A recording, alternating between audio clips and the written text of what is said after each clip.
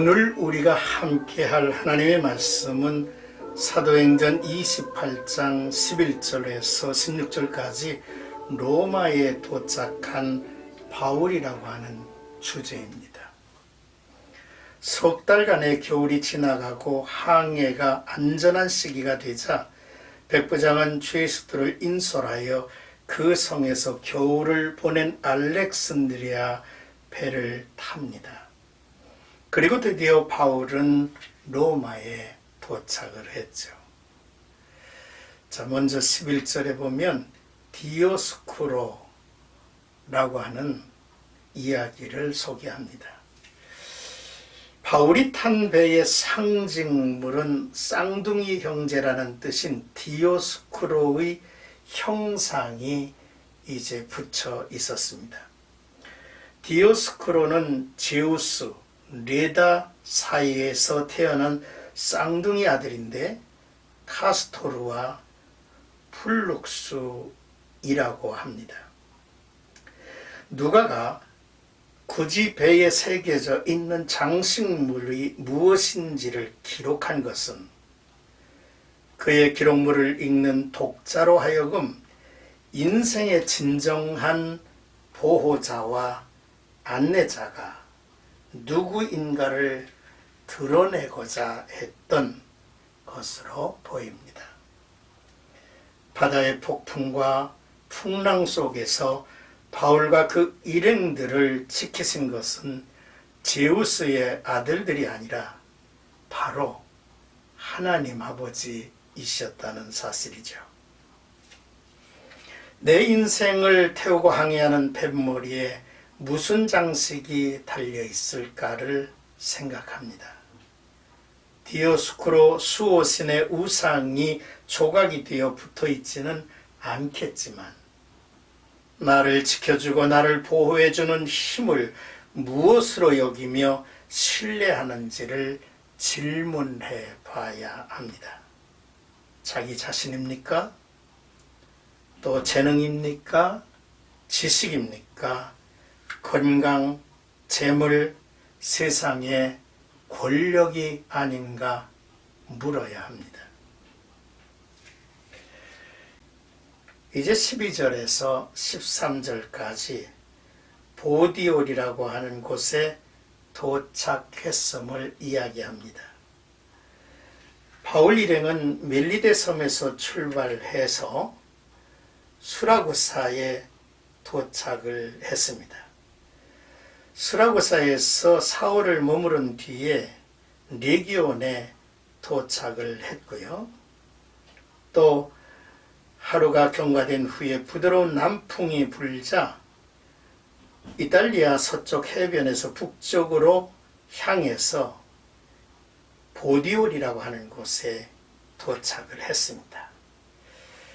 보디올은 로마에서 남동쪽으로 220km가량 떨어진 곳으로서 대륙을 잇는 로마로 들어가는 관문 역할을 했죠.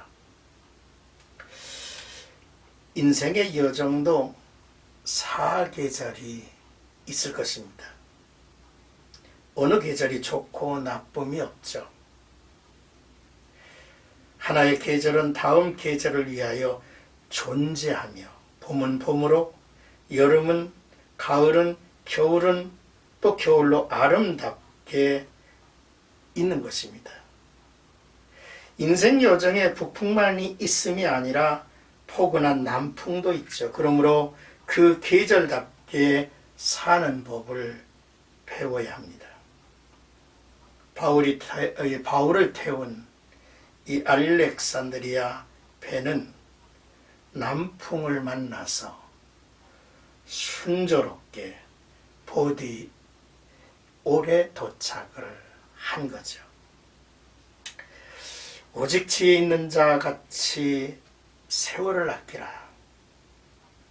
세월을 아끼라는 말은 기회를 살아라는 이야기입니다. 하루를 천년처럼 살 수 있었으면 참 좋겠습니다.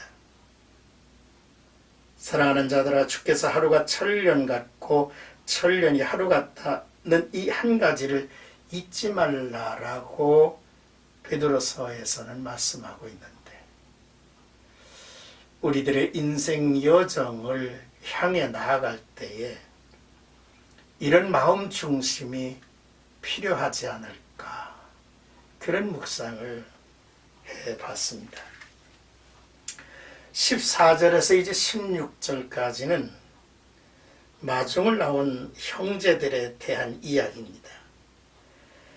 바울은 부디올에서 그리스도인 형제들을 만나서 일주일에 걸친 즐거운 교제 시간을 가졌습니다.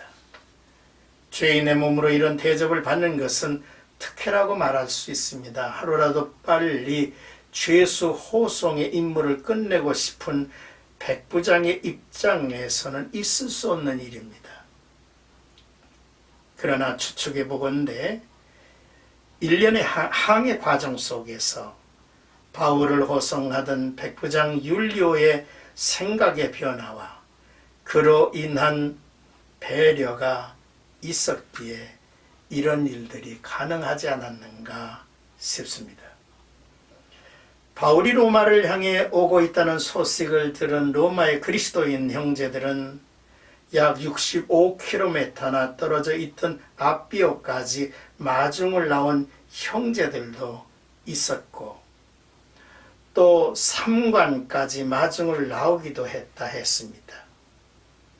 바울은 자신을 위해 이 먼 곳까지 마중을 나온 형제들의 사랑의 대접을 받으면서 큰 위로를 받았을 것입니다.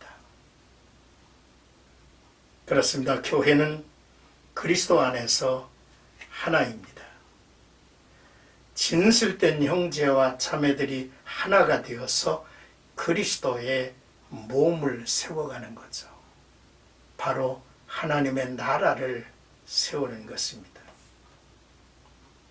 시편 기자는 이런 얘기를 했습니다. 보라, 형제가 연합하여 동거하며 어찌 그리 선하고 아름다운고, 머리에 있는 보배로운 기름이 수염 곧 아론의 수염에 흘러서 그의 옷깃까지 내림같고 헐몬의 이슬이 시온의 산들에 내림같도다. 거기서 여호와께서 복을 명하셨나니 곧 영생이로다고 기록하고 있습니다.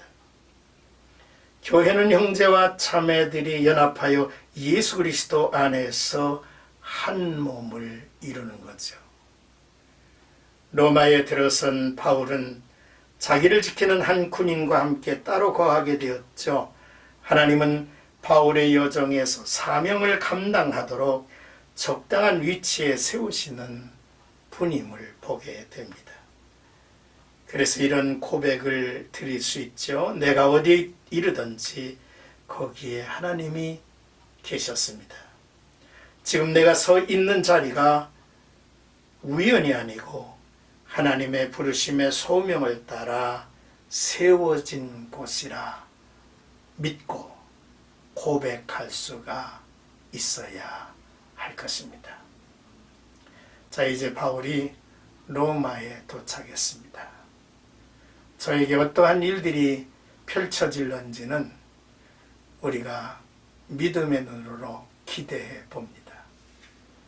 나와 여러분들이 오늘 이 한날을 통해서 하나님의 인도하심과 세우심과 또 앞으로 나아가게 하심을 바라보면서 힘찬 발걸음 이어지시기를 주님의 이름으로 축복합니다.